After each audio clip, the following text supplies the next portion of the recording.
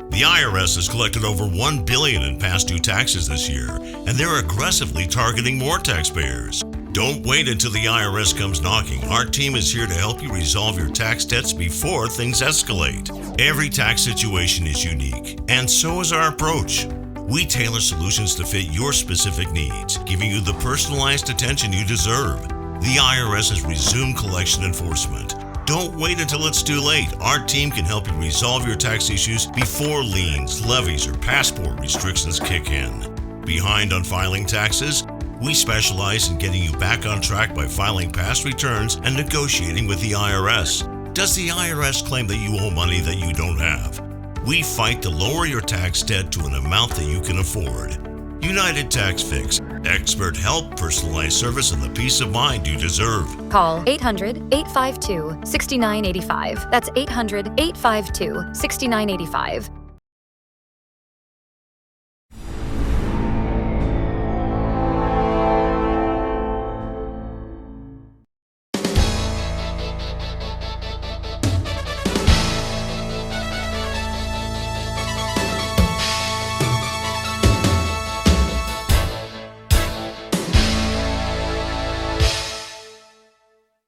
Welcome to the Turnpike Sports Spotlight. Dave Weishuttle with you. I think I've said it a bunch of times that the gaming and betting industry is one of the most interesting businesses in this country. Whether it be retail or online betting, the gaming industry is constantly changing and evolving, and a recent report published by TransUnion certainly makes that clear.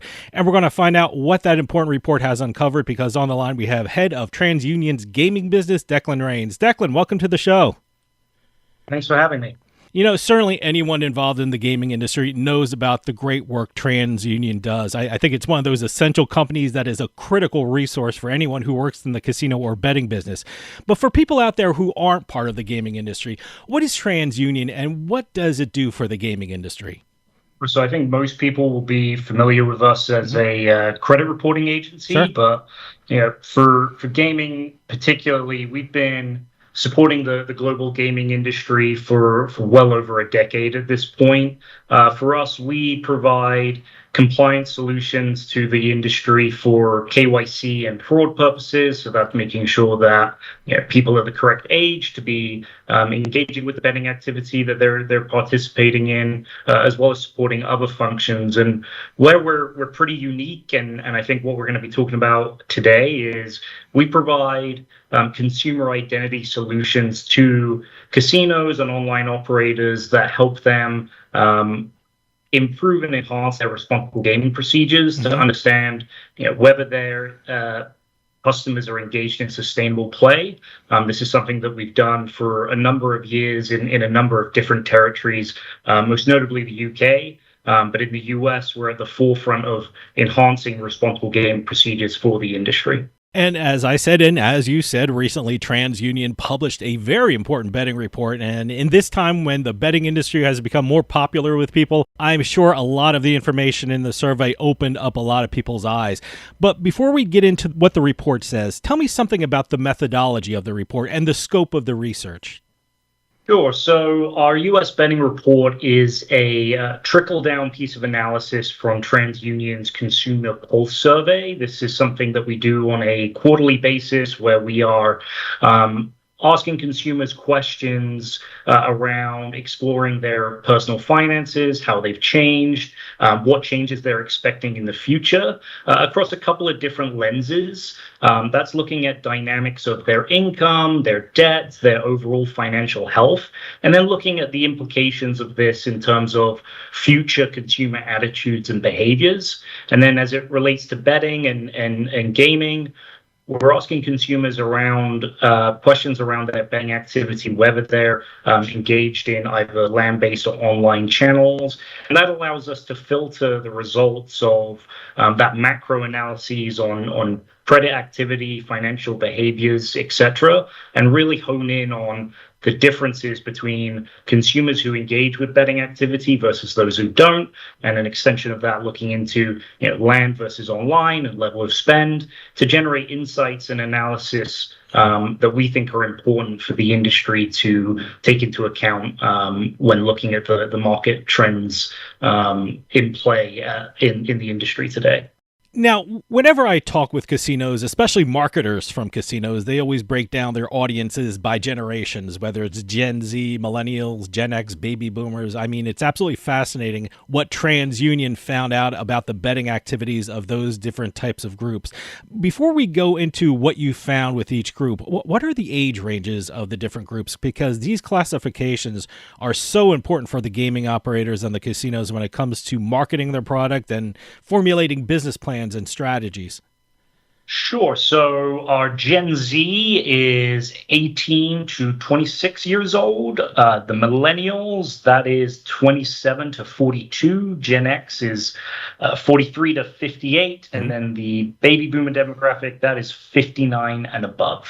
When we talk about gaming participation overall, what did TransUnion find about the people surveyed? I mean, did the overall percentage of respondents who participated in some form of gambling increase? And were there any surprising numbers that you saw when you were looking at the overall figures?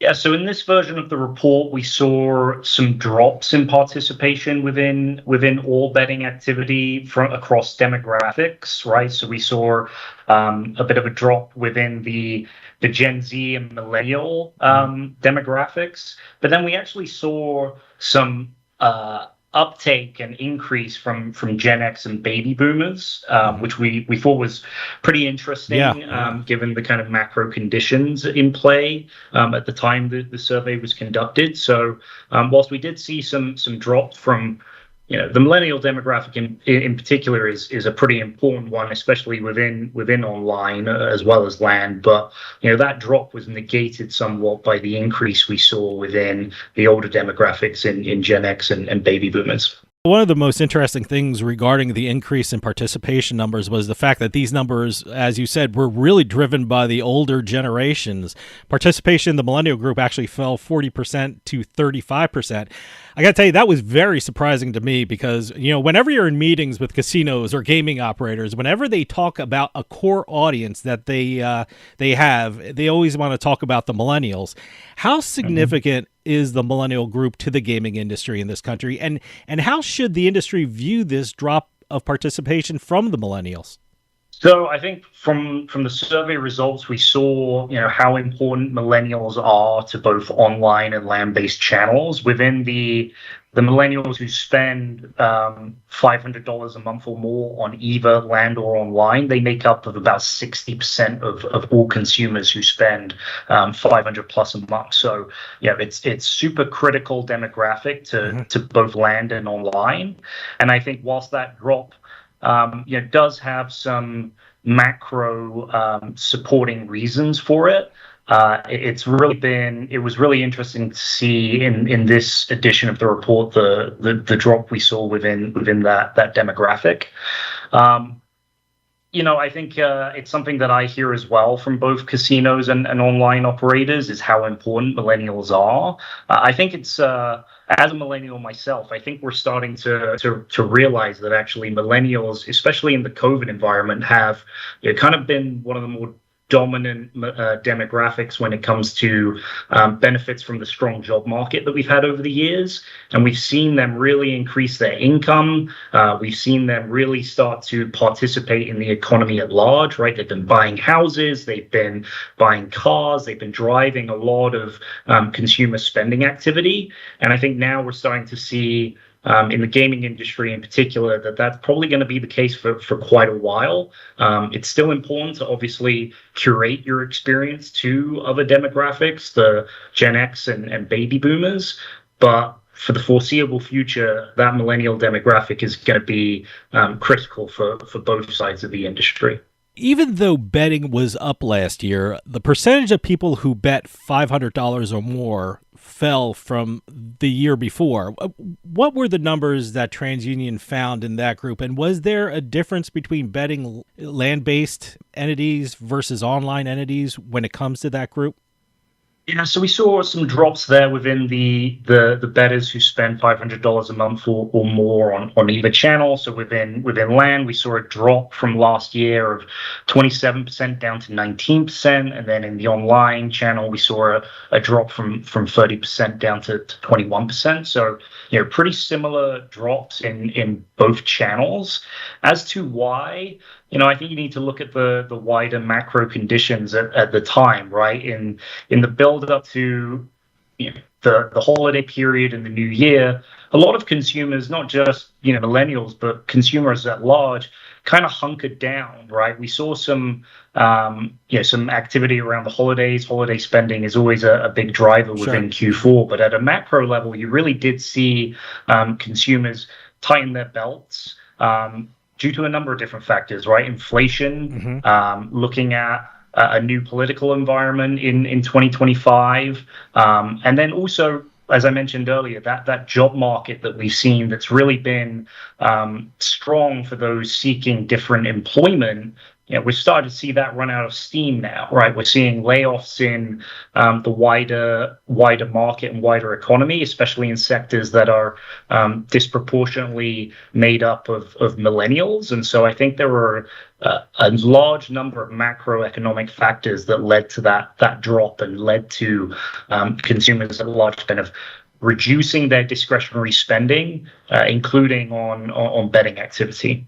One thing that was interesting about that $500 a month category is there is a subcategory. And one thing that was pointed out in the survey, the portion of players with the low risk profiles, which means relatively high incomes or had increased income during that period and good credit, actually rose in that $500 a month betting category. Tell us what TransUnion found out about that subgroup of people and what factors influenced their betting activity. Yeah, I think there can be some misconceptions around the industry from those not a part of it, right? The bettors are maybe more financially cavalier, but I think the results of our survey showed and are shown actually over a number of different versions of this report that generally we see bettors who are spending $500 a month or more do have the means by which to justify this level of discretionary spending within this activity.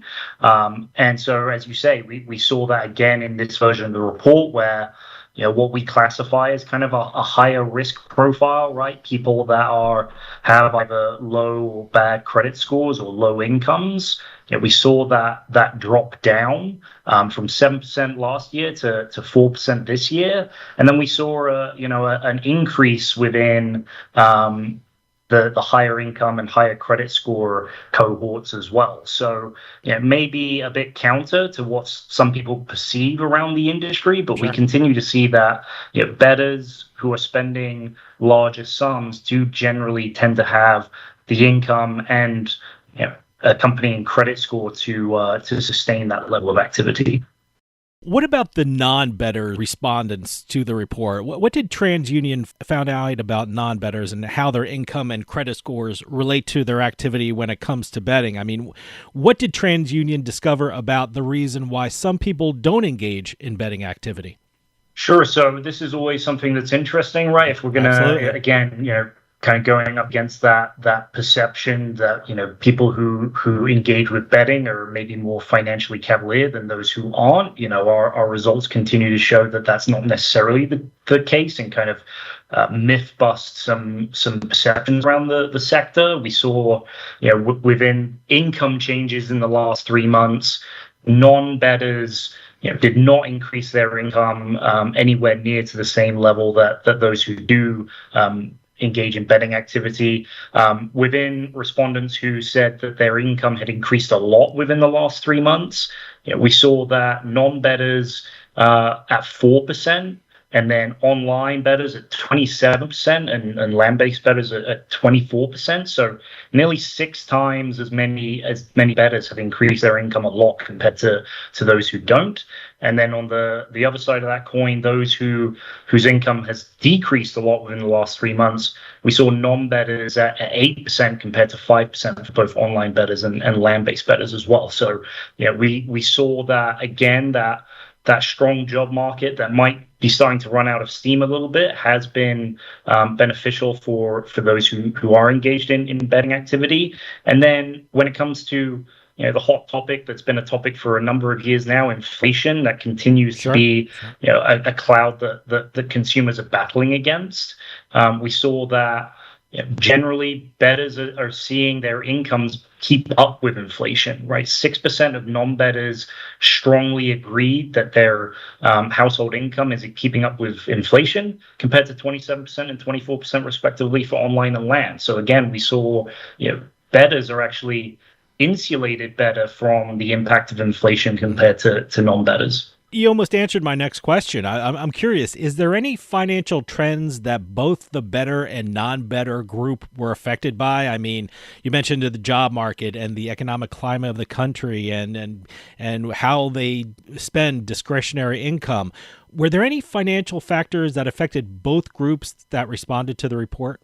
That is a good question. Looking at it, I think we saw somewhat of a tighter range when it comes to whether bettors and non-bettors are cutting back on discretionary spending, right? So we saw within our non-betting segment, 53% are cutting back on discretionary spending within the last 3 months, compared to 44% for the online betting segment and the 51% for the land-based channel. So, I think that was interesting to see that everybody's cutting back. And again, it speaks to the kind of wider macroeconomic conditions that we've seen in the last 3 months. Consumers at large have tightened their belts. They've tried to insulate themselves from the impacts of inflation, and also prepare themselves for 2025, right? With political uncertainty comes generally a withdrawal from consumer economic engagements. And we saw that in this version of the report. As we move into the next version of the report, I would not be surprised to see a bit of a snapback there, right? As consumers start to loosen their belts based on a more stable environment. Now, a huge issue in the gaming industry is responsible gaming. I mean, operators have to have mechanisms in place in order to address this issue. I mean, that's why it's so important for a report like the one that TransUnion just put out. What has been the response from the gaming industry with regard to responsible gaming, and how has it used information and reports like the one TransUnion just published in their responsible gambling programs? Yeah, so I think responsible gaming's been the hot topic in the industry for a number of years, and will continue to do so. The U.S. market is looking at ways to enhance responsible gaming procedures. Right, we continue to see this be a hot topic for regulators, and we continue to see it as a big investment for the sector. Again, pushing back against that kind of misconception around the industry that they want to hang people by their ankles and take them for everything they've got. Right, I've never ever observed that attitude at any of the casino operators we support. We continue to see a culture around promoting responsible, sustainable play, and seeking out ways to invest and improve current procedures. We saw some university studies that seeks to call to attention the impact of regulated gaming on consumer financial health. And in response, we saw things like the Responsible Online Gaming Association get set up in 2024, and a big investment from participating operators there.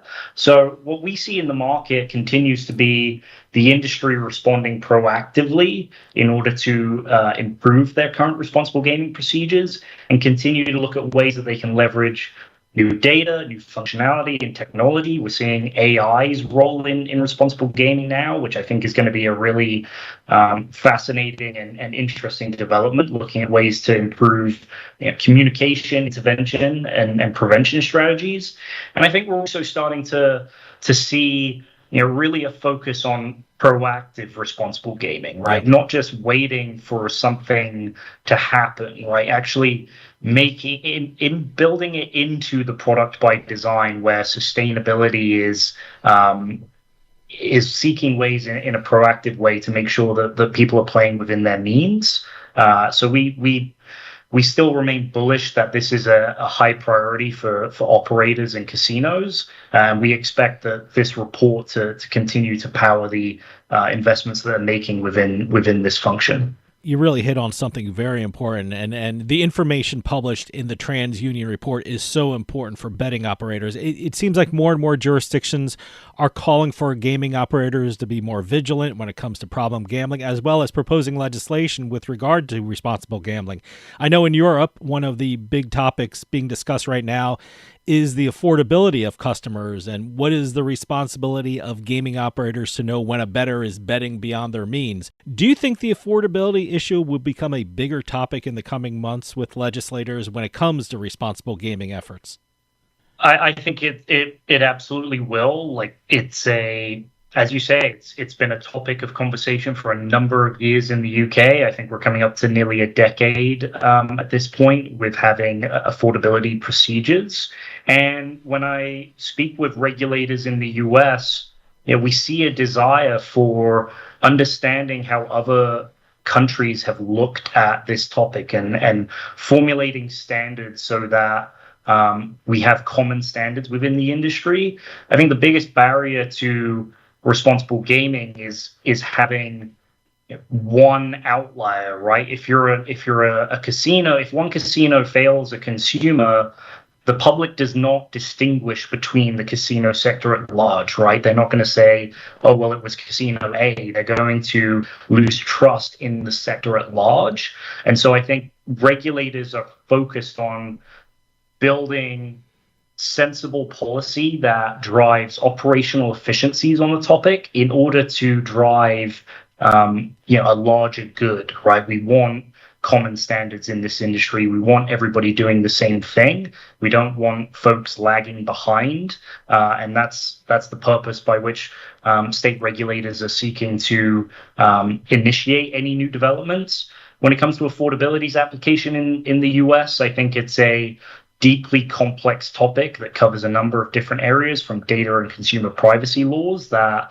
a copy and paste or a cookie cutter approach of what happened in the UK and applying it to the US is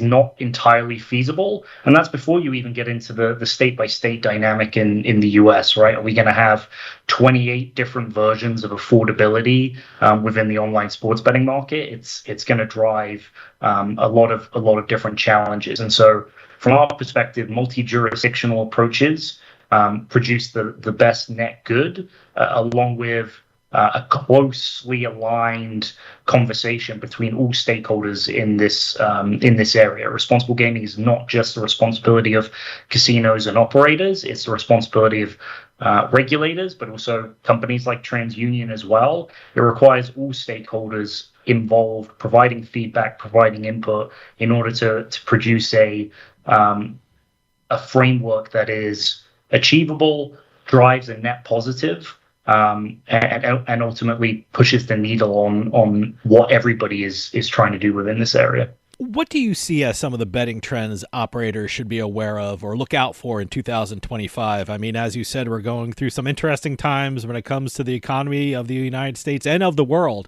What are some of the issues that sports betting and gaming operators should be aware of in the coming year?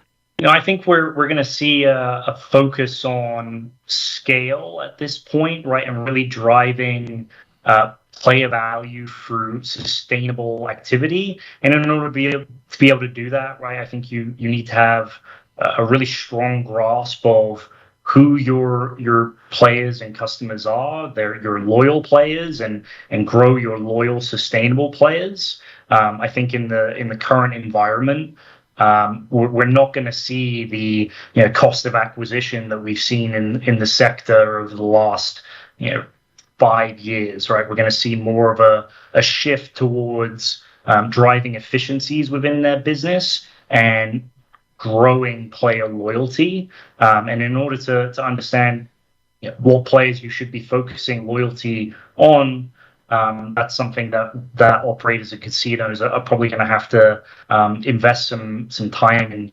data and functionality in order to best be able to do that. So I think the topic at hand for this year, beyond just responsible gaming and some of the more kind of nuanced topics specific to the industry at a macro business level, I think 2025 will be about driving efficiencies across their business. Declan, we're running out of time, but can you give out a website for TransUnion so people can find out more about it and also read the TransUnion's very important sports betting report? Sure thing. You can find us at transunion.com. We have our gaming site. That's transunion.com/gaming. If you scroll to the bottom of the page, you'll be able to find our latest US betting reports as well as our prior editions as well. Declan Raines, head of TransUnion's gaming business, thank you so much for coming on and talking about TransUnion and the very important betting report that was recently published by TransUnion.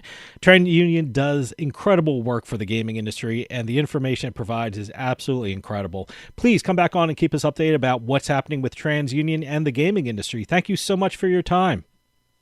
Thank you so much for having me. That'll do it for us this week. We'll see you next time on The Turnpike.